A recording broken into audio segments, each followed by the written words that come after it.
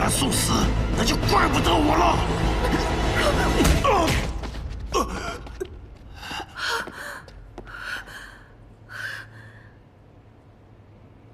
没想到你居然能够全身而退。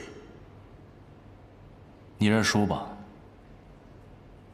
你还在帮这个女人。当年她的父亲杀死了你的父亲。如果你要是一个男人的话，你现在就杀了他。应该杀的是你。你以为你收买了那个谢尔盖，就真的天衣无缝了吗？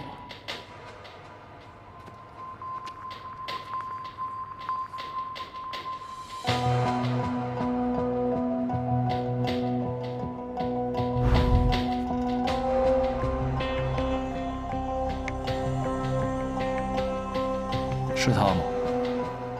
кто это？ 他说不认识。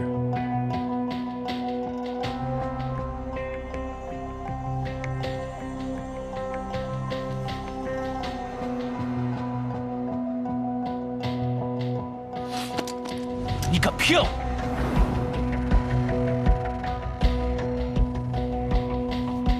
我找到了谢尔盖、洋枪队当年的同伙，他们告诉我，在江浦曾经遭遇了一伙用开花弹的日本马匪，而那个领头的，就是和谢尔盖在日俄战场上交过手的日本老兵。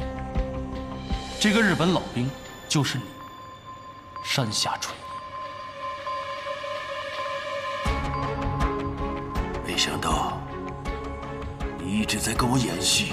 没错，老子就将计就计，本来想留你这条狗命多活几天，可是你自己找上门，咱们新仇旧账，一起算。既然你都已经知道了，那我就要看一看，你有什么本事来要我的命。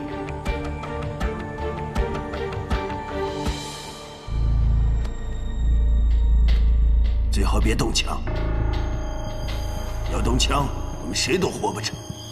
杀你，不需要动枪。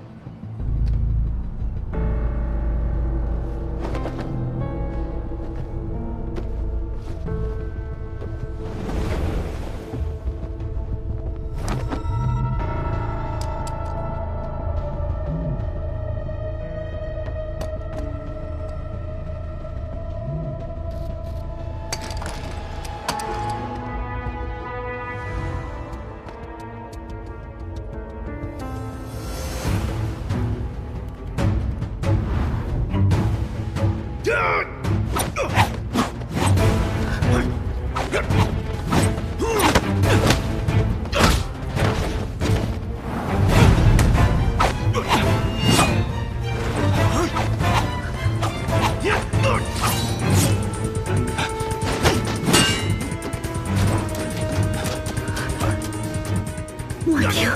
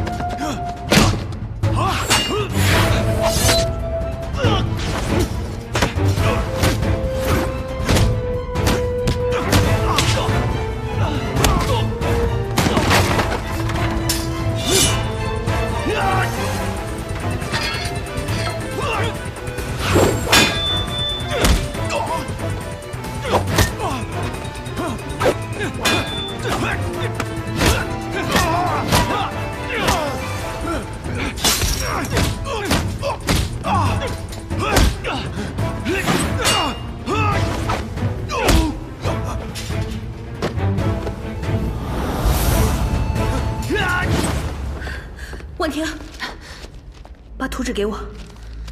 你知不知道那个日本人在利用你？他想把明火扔进管道，点燃整个上海的煤气灯。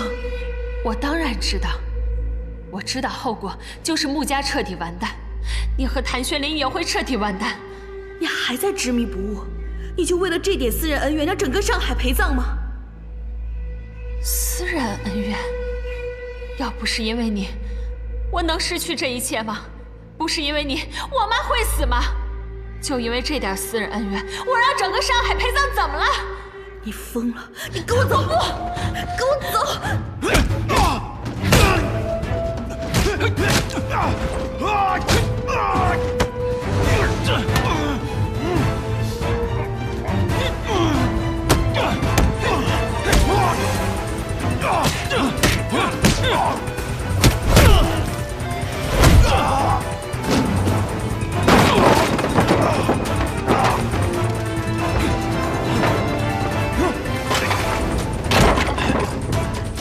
别动！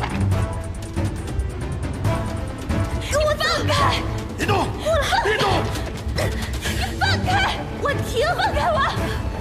我不跟你走，跟我走！我也要让你尝尝失去一切的滋味。你放开我！关刀镜给我打开！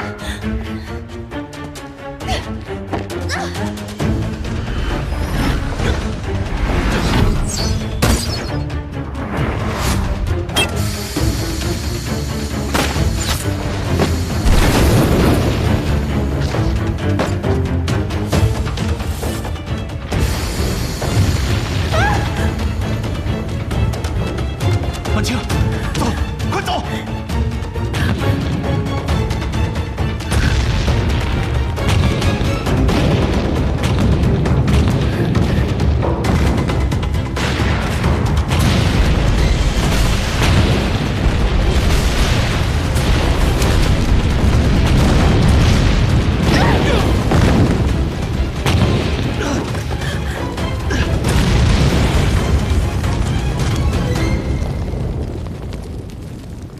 放我下来！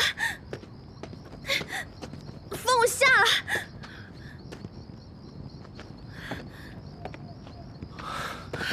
你放开我！你不是不要我了吗？你不要来找我！你不要来找我！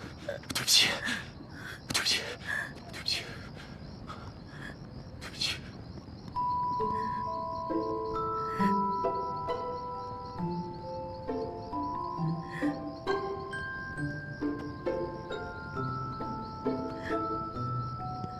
你不要再瞒着我，不要再撇下我一个人。好，对不起。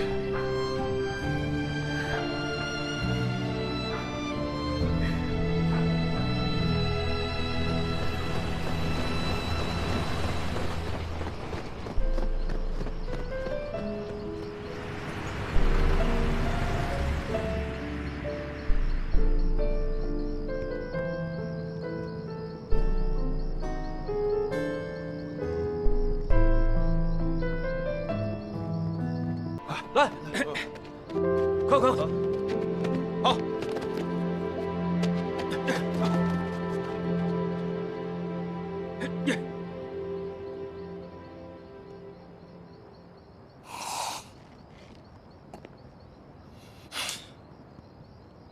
少儿死了，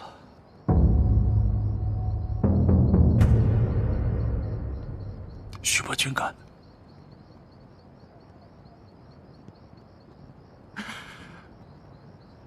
都怪我，都怪我没照顾好他。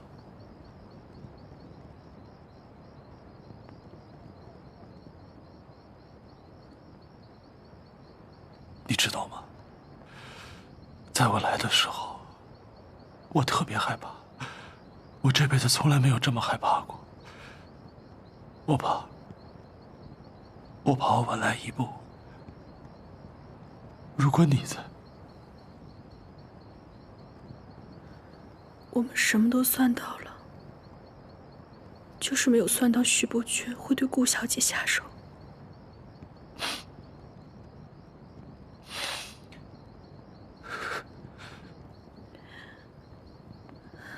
我以为我瞒得很好，你是怎么识破的？其实那天回家看到照片，我就知道你是骗我的。洋枪队是不是在江浦和人交过火？是啊，遇到一股马匪，不过有惊无险。马匪？遇到的不是军人吗？洋枪队那是帮老爷押货的，怎么能对军人开枪呢？对不起啊，之前说了那么重的话。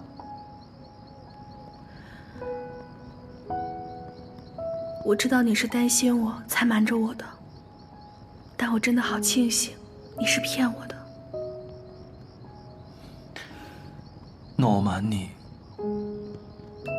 你是怎么调包的？那天你在我家看完照片，突然就不辞而别，我就在猜是不是穆婉婷在相册里做了手脚，所以这些天我就一直盯着她。我发现私底下她和山下纯一的秘书长谷川有来往。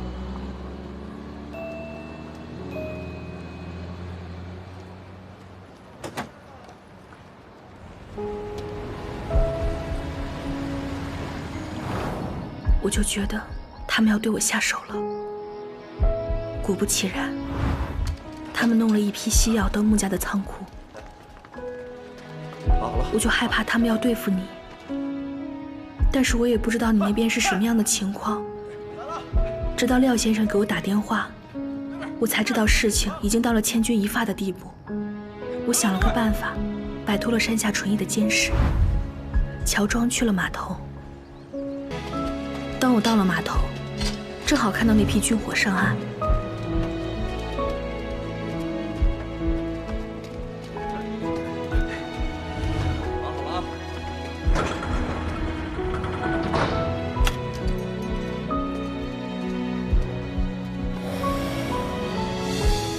我为了拖延时间，把6号仓库和9号仓库的牌子调换了。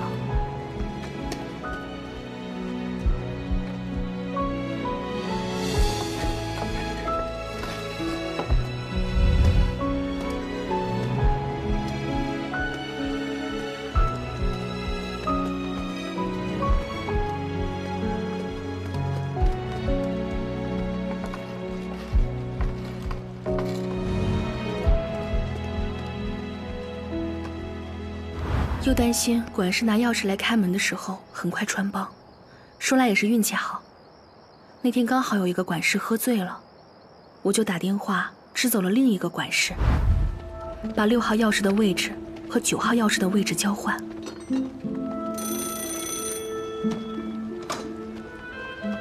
哦，先生，门口有一个您的包裹。我。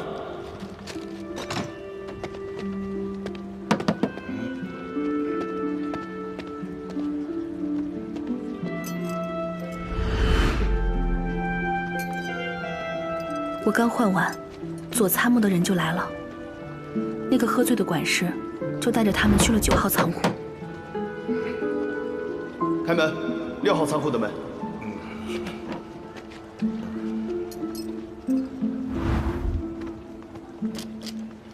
就这样，在你们检查9号仓库的时候，我调走了6号仓库的军火，又把钥匙还了回去。而且在出货单上写下了山下纯一落户在日本商会的名字。麻烦填一下单子。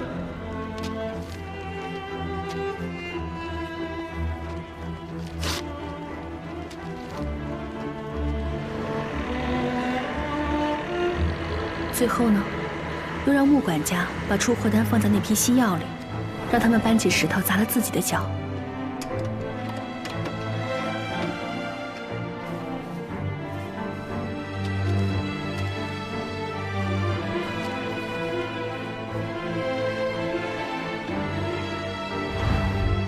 婉清，你知不知道，你这么做非常的危险。如果那个管事没有喝醉，怎么办？可是通敌是死罪啊，无论如何都要赌一把。对不起。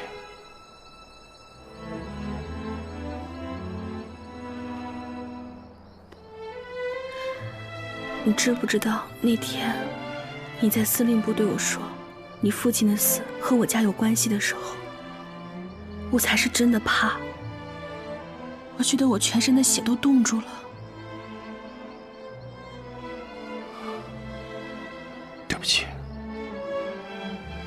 那天没有人在场，你没有必要和我演戏。你为什么还要骗我？因为在你来之前，我意识到这个山下纯一很可能是请君入瓮。我实在不知道用什么办法让你彻底离开我。我怕你有危险。我真的不知道这个山下纯一和徐伯君到底要干什么。他们怎么对我都无所谓。但是你是我的软肋，我不想让你受到一丁点的伤害。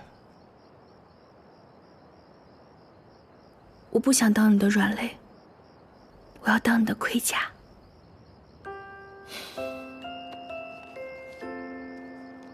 你是我的平安符。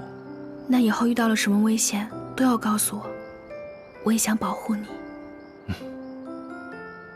我知道了。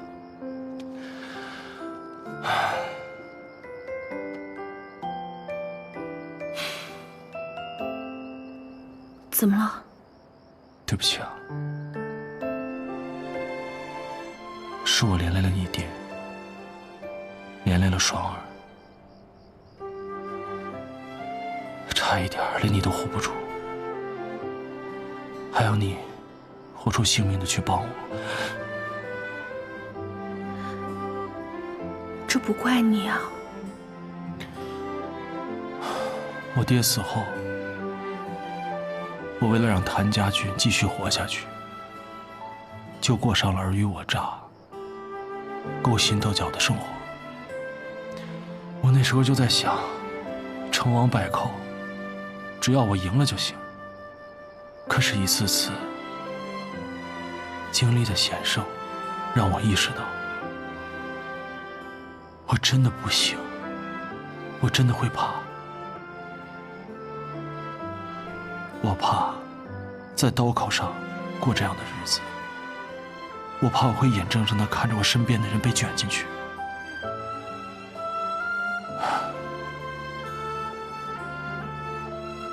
我记得在北京的时候，廖先生曾说过，这个世道让我们每个人都裹挟其中，没有一个人能独善其身。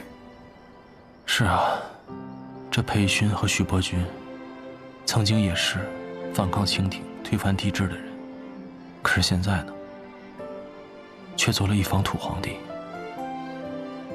我怕，我也会为了保护自己的权利，变成下一个裴勋，下一个徐伯君。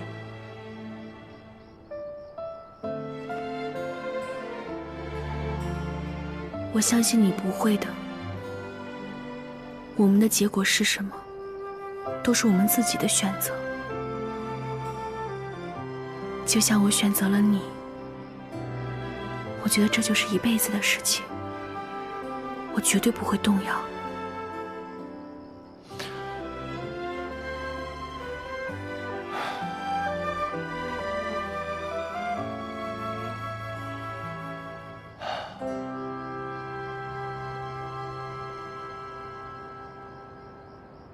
日升昌号会在泉州靠岸，那里已经是你们控制的区域，如果及时接应，肯定不会有问题。穆小姐，这次多亏了你仗义相助，我替前线的将士谢谢你。没事，玄灵的事情就是我的事情。是啊，廖叔，不用客气，咱们也算是过命的交情。虽然这次他们没有发现什么，可是那个裴勋心里面肯定扎了根刺。这以后，你打算怎么办？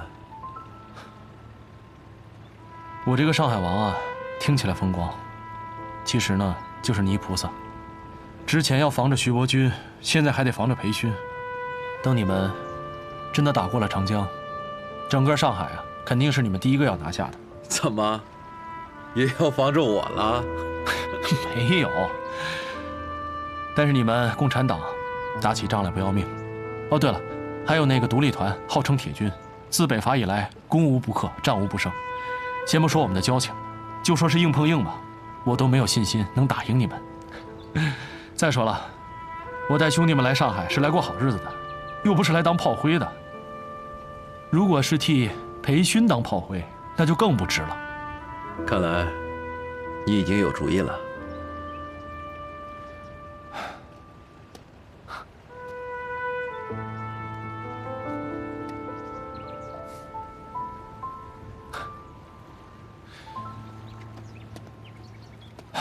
廖叔，我想走条新路。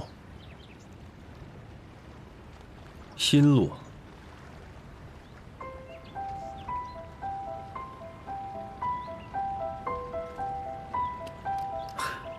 这事儿啊，你可要考虑清楚了。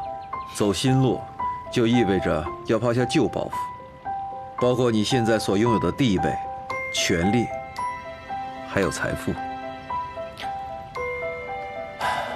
廖叔，今天拥有的，明天也会失去的。你说的对，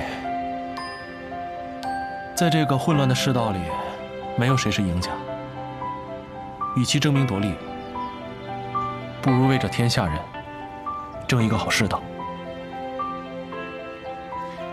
所以廖叔，我想和你们一起，为改变这个世道出一份力。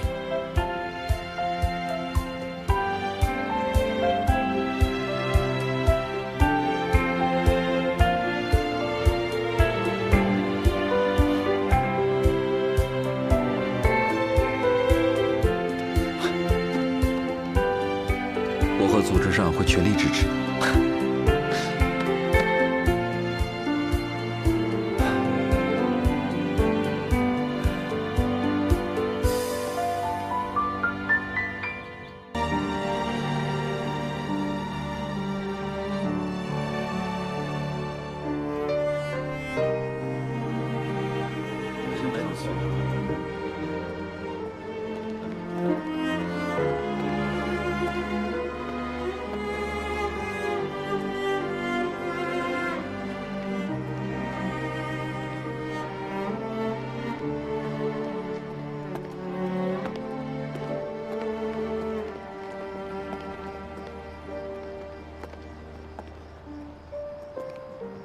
怎么不进去啊？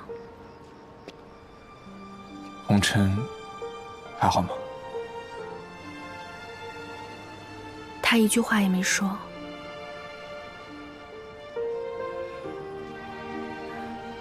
这不是你的错，苏少帅也不会怪你的。我按照你的要求，把那银坠子放到骨灰盒里，和他一起下葬了。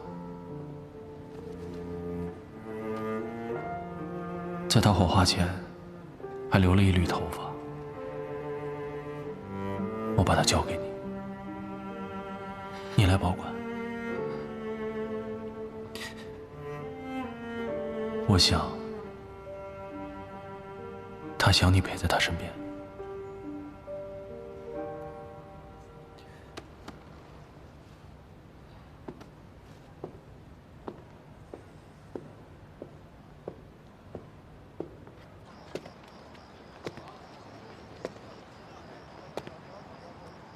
你还好吗？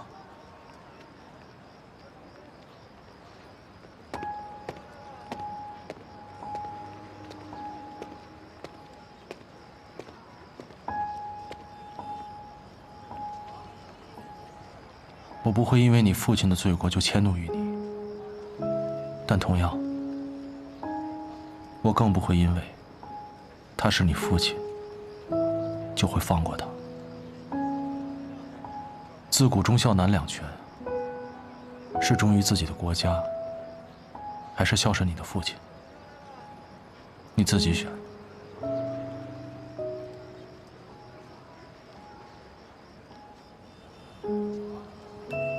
徐光耀，我不想成为你的敌人，但如果有一天我们在战场上相见，我一定不会心软。希望这一天永远不会到来。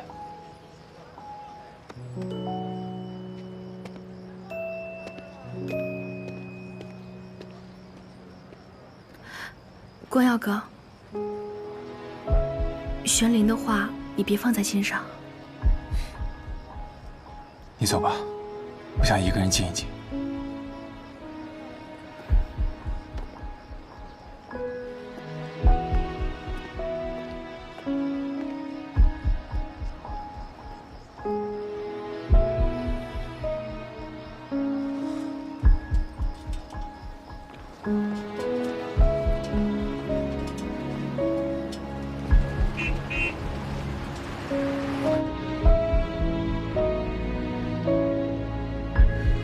刚刚把话说得那么重，光耀哥已经够伤心了，你还刺激他。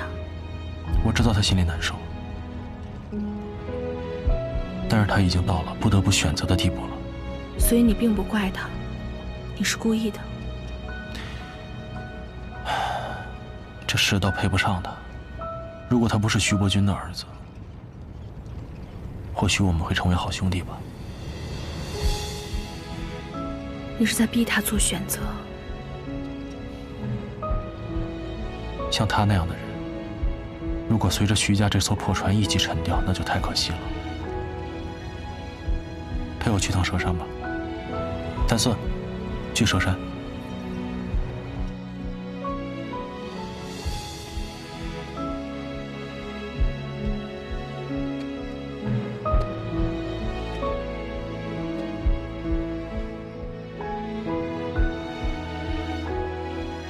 还疼吗？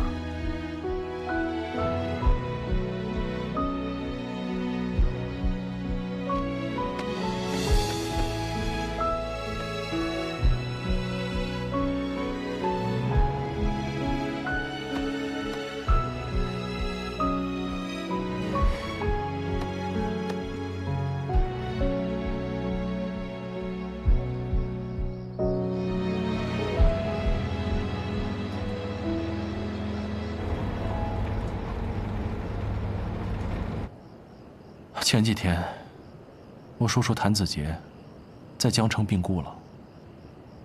他常年不理军务，这军权一直有几个手下的师长把持着。这革命军已经在长江对岸与江城对峙，万一这战火燃起，江城的百姓就要受苦了。看来你是有打算了。我跟谭家军的兄弟们商量好了，他们都是江城人。虽然10几年没回家，但是江城毕竟是他们出生的地方，所以他们也不愿意看着江城被战火摧残，更不愿意看着父老乡亲们受苦。我是谭家的人，始终有一份责任在。我想向裴勋主动请缨，出任江城镇守使，带着谭家军的兄弟们回到江城，脱离北洋政府，投奔革命，让江城免于战火。那革命军那边知道你的打算吗？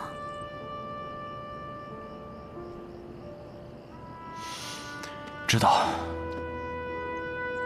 我给廖先生发过电报，他已经说服了司令部，让江城对岸的革命军停火，配合我行动。既然万事都具备了，你还在犹豫什么？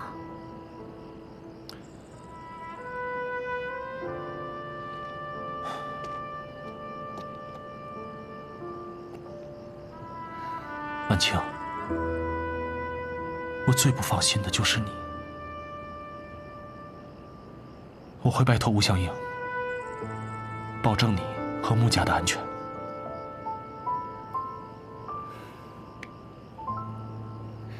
你还记得你第一次陪我来这里的时候，我喊的是什么吗？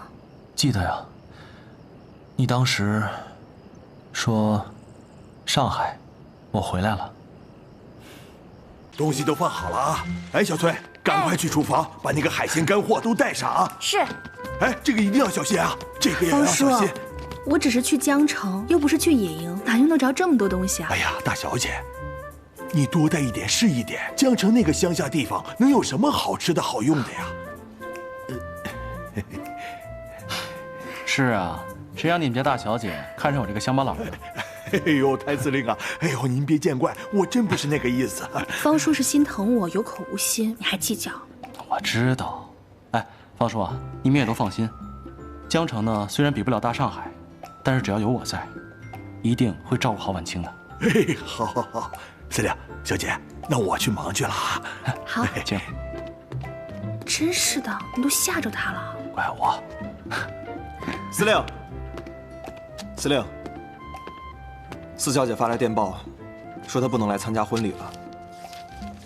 他让你和穆小姐千万珍重，不要挂念他。他还附了一首诗：青山一道同云雨，明月何曾是两乡。愿君摘取南海月，散落清辉到江城。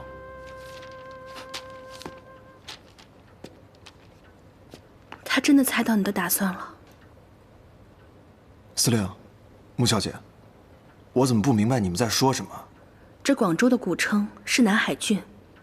这诗的最后2句是祝愿玄林早日脱离北洋政府，拥护国民革命。但是司令，一旦我们公开拥护革命，那就意味着跟北京政府彻底决裂，那四小姐在北京可就危险了。如果裴军再拿她当做人质的话，那我们是进退两难啊！现在只看裴少君能不能不负所托，保四小姐平安无事了。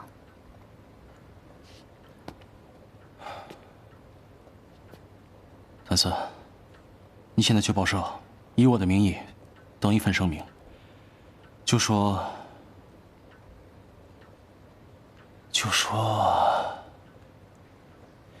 谭家四小姐谭桑榆，生性顽劣，忤逆长辈，私自离家与裴少君私奔，寡廉鲜耻，为家法所不容，故将其开除出谭氏宗祠。即日起，无论生死，都与我江城谭家无关。不，司令，您疯了！这个声明一出的话，四小姐可就再也回不来了。我能怎么办？我已经给他找了退路，是他不回来呀。可见，他已经认定了那个裴少君，即使是千难万难，也不会回头的。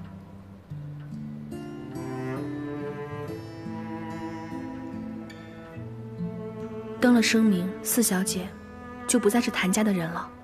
这样，就算裴勋抓了她，也拿她没有办法。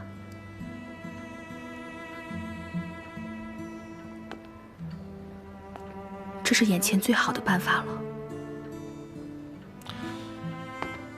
我终究护不了他一生，他自己选的路，就让他自己走吧。去吧。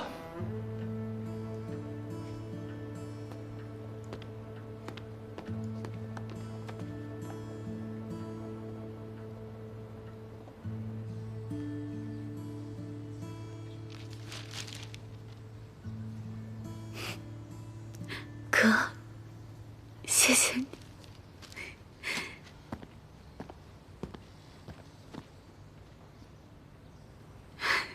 你哥哥是个勇敢的人，敢想，敢干。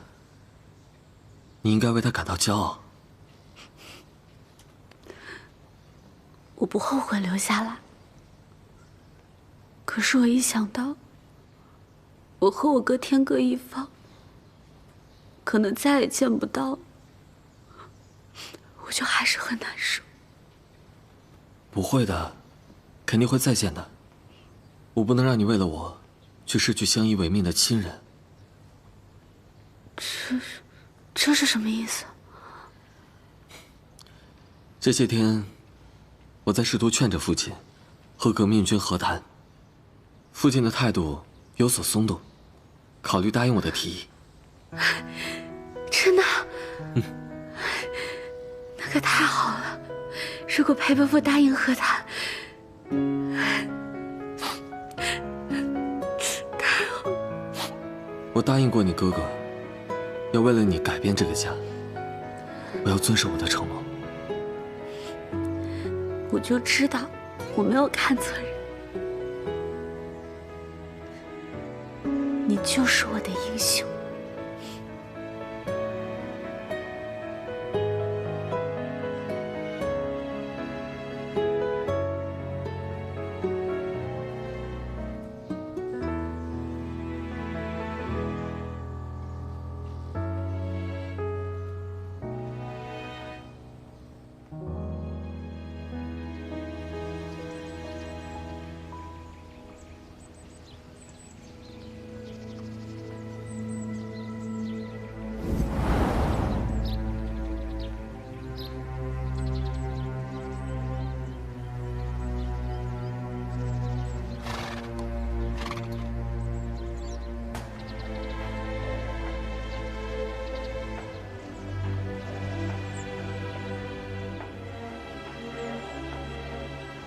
都知道今天是你上任，怎么都没有人出来接啊？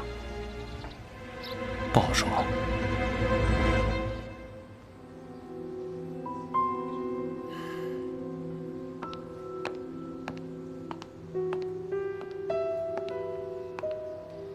谭家老二真的辞了上海司令，回江城当镇守使？啊，北京的委任状他已经拿到手了，想必这个时候已经在城门口了。都10年没回来过了，这个时候跳出来横插一杠，真是不识相。不要再说了。这10年，谭子杰就是个甩手掌柜的，里里外外都是你在撑着。现在好不容易熬到他死了，居然跳出来谭家老二，难道那个毛小子还想压在你头上不成？军人服从命令为天职，不要再说了。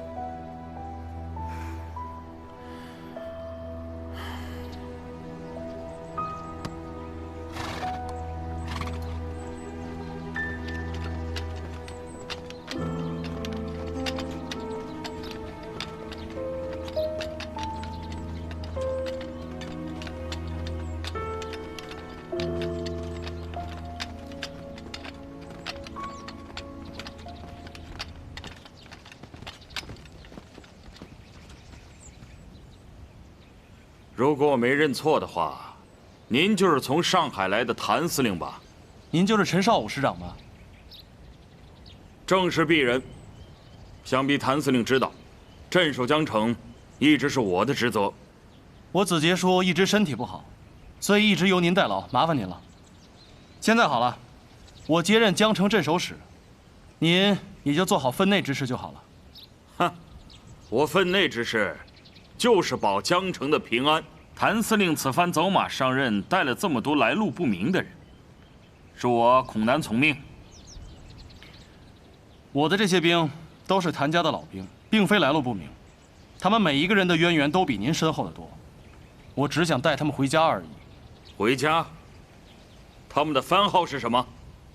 据我所知，他们只不过是上海一个商会的民团罢了，连个军人都不是。谭司令，把这些人带回来，不太合适吧？陈师长，你是故意为难我吗？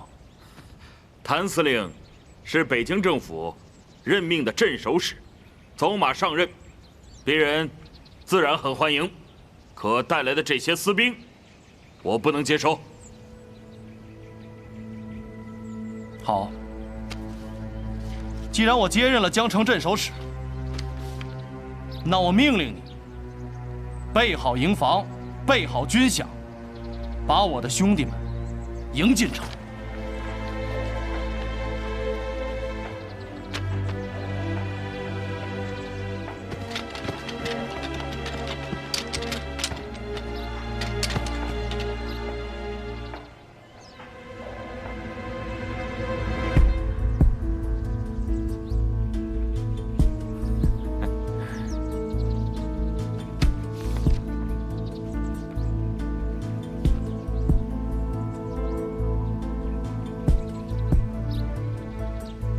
陈师长，这是要违抗军令吗？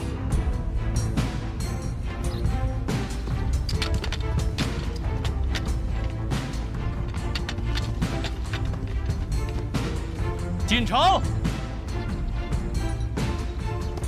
欢迎新任江城镇守使。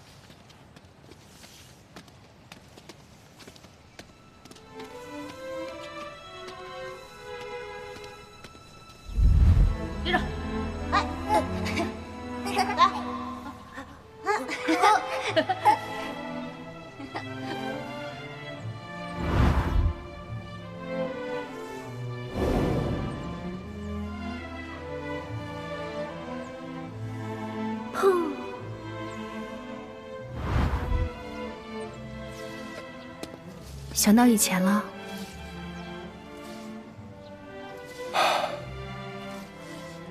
我爹死后，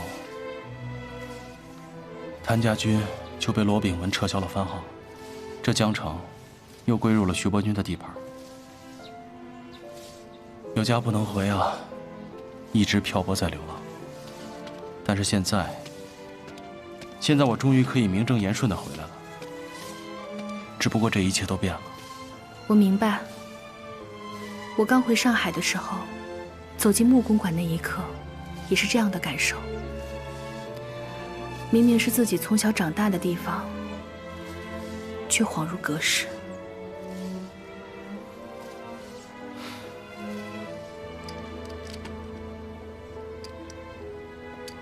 来，粒粒皆辛苦。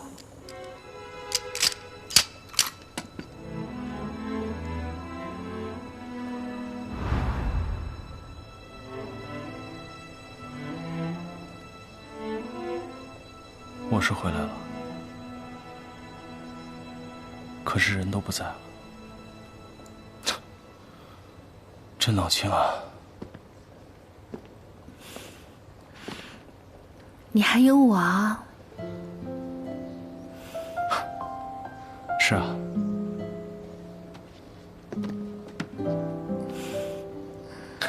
还有你，以后还会有我们的孩子。会在这里玩耍，如果你喜欢，我们可以多生几个，生他一个牌怎么样？你想累死我啊！司令，司令，有一名叫刘富的师长求见。刘富，刘叔，快请他进来。好。我们进城的时候，那个陈少武并不欢迎我们。这时候，这个刘师长来干嘛？这个刘富啊，是我爹的老部下了。当时我们在当马匪的时候，他就一直是我爹的左膀右臂。小的时候，我还跟他一起学过骑马呢。但这10年没见了，难免不是一条心。今天这个陈少武，摆明了就是要和我翻脸的。我想要坐稳这个位置，就必须要得到这些老师长的支持。在这里面，我认识的只有这个刘叔了。可他靠得住吗？但我想赌一把。二少爷，刘叔，哎呀，好久不见。哎呀，当年你离开江城的时候，还是个10来岁的半大小子，现在已经长成了威名赫赫的一方镇守使了。刘叔，你也没变。来，快请坐。哪儿没变呢？我都老了。刘叔，我给你介绍一下，这是我未过门的媳妇儿，穆婉清。刘叔好。这姑娘的气派，一看就是大家闺秀啊。要是你爹你娘看到了，不知道得有多高兴了。怎么还没睡啊，婉清？镇守使大人也太忙了吧，这么晚才回来。刚才在忙士兵安顿的事儿，事情有点多。那都安顿好了吗？安顿好了。我煮了莲子汤，进去喝一碗。婉清，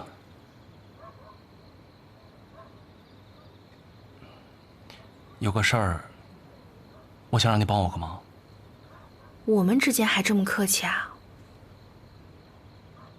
你明天早上帮我出城，送一封信给徐光耀。为什么突然要给光耀哥送信？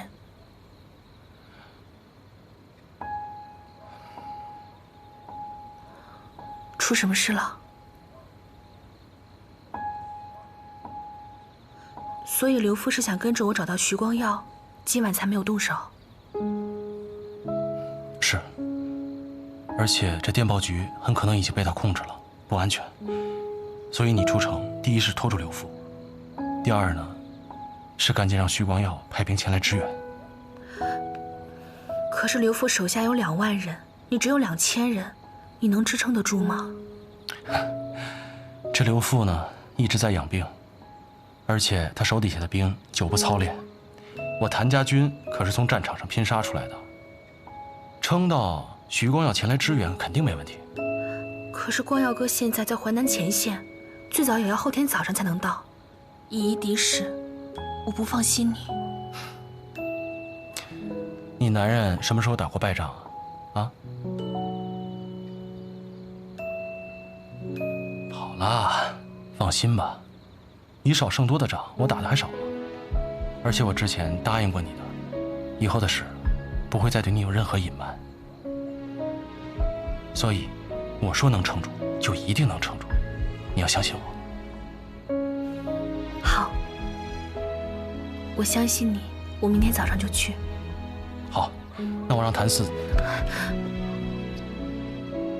但是我有个条件。什么条件？今天晚上我们要拜堂成亲。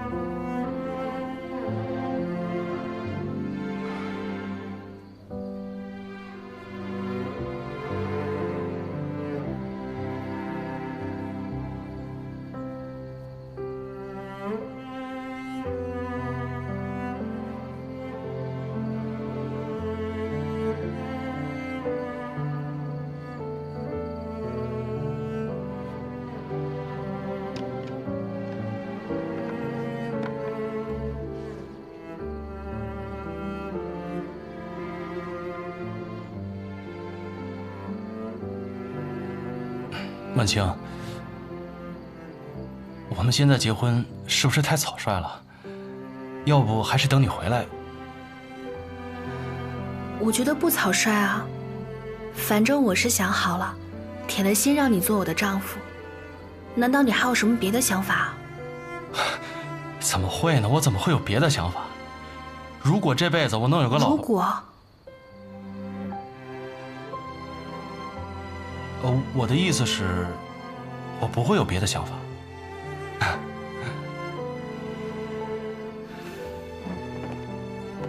那既然没有别的想法，就过来把卖身契签了。签了以后，你就是我的人了。好好的一个姑娘家，怎么说话跟土匪似的？谁让我看上你这个马匪崽子呢？不有点土匪做派，下半辈子怎么镇得住你啊？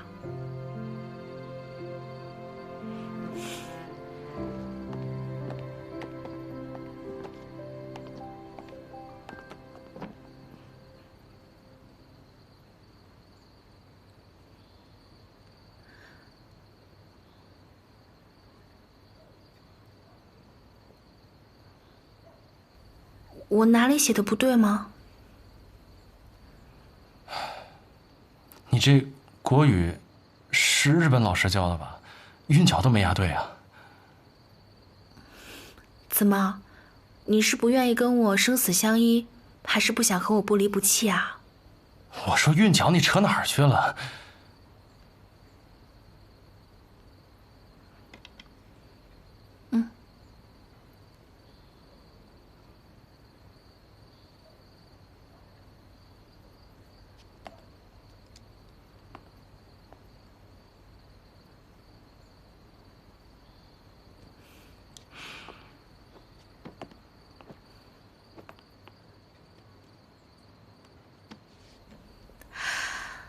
我们把名字写上，从此以后，你中有我，我中有你。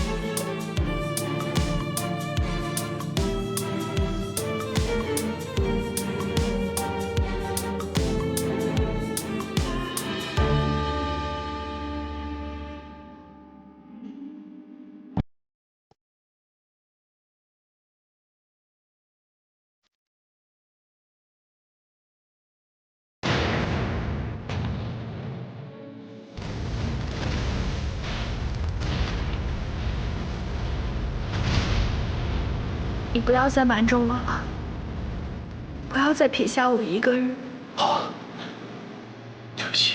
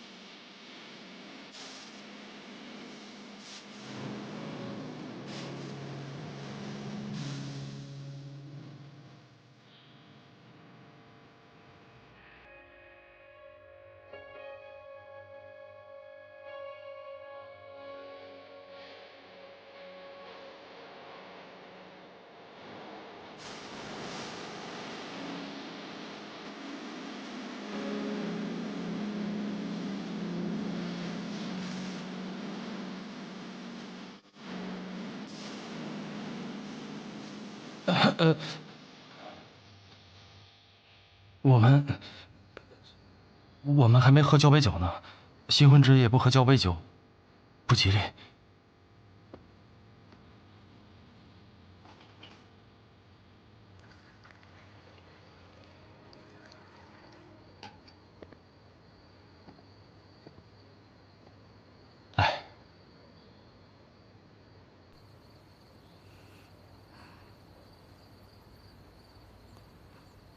你想灌我？我灌你干嘛呀？你把我灌醉了，你就不用碰我了。这样，就算你死了，我还可以再嫁。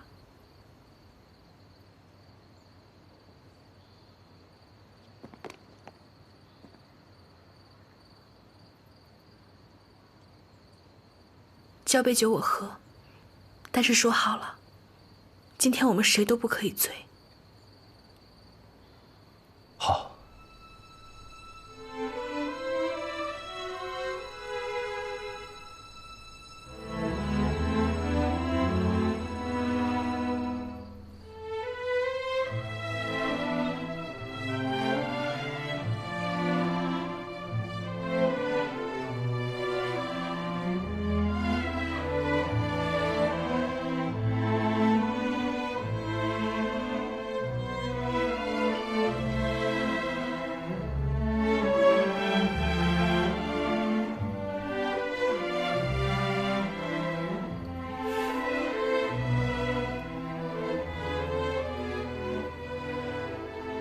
你躲不掉的。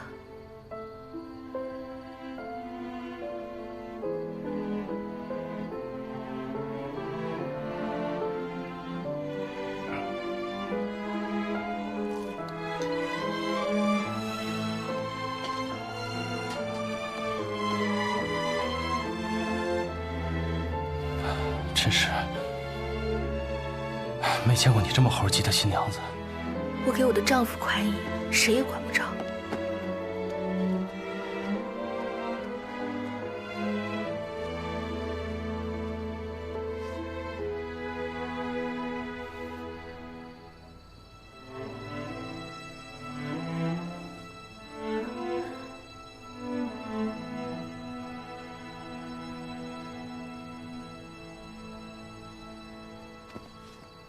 干嘛呀？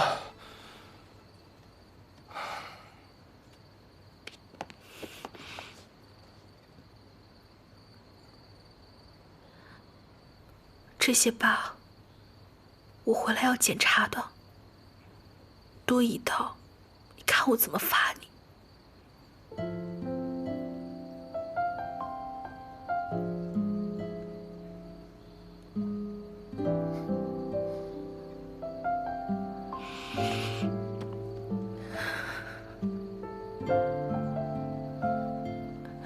我不想走，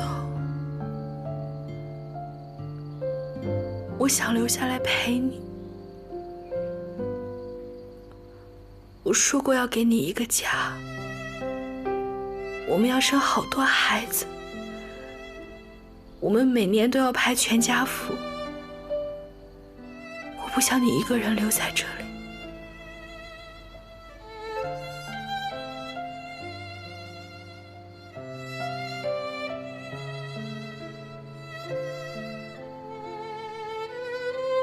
婉清，答应我，一定要把信交给徐光耀，让他派兵来支援，这样我们才能守住江城，守住我们的家。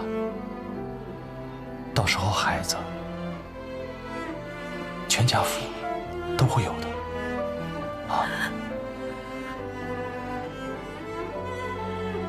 可是对我来说，只有你在我身边，陪着我变老，我们陪着孩子长大，这才是我想要的一切。你要是不在了，我什么都没有了。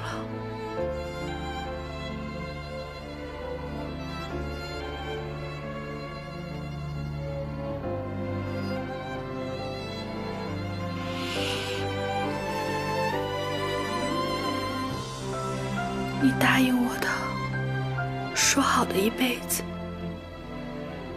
一天都不能少。我说话算话，一天都不少。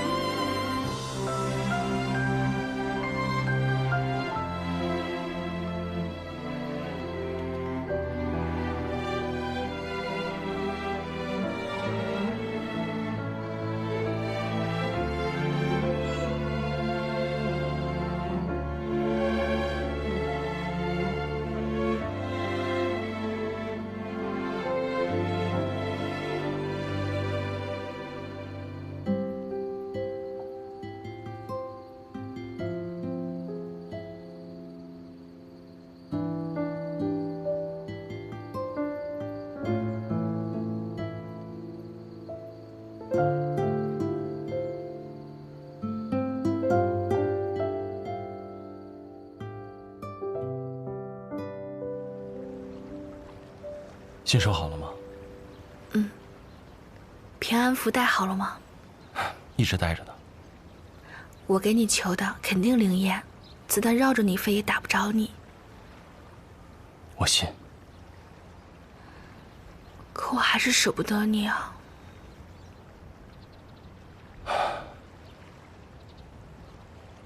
没事儿，最多过2天，你就能见到我了。一辈子这么长，不差这一天，啊？嗯。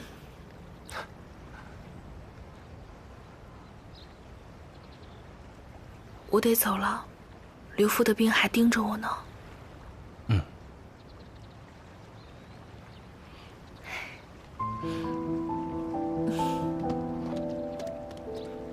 婉清，请。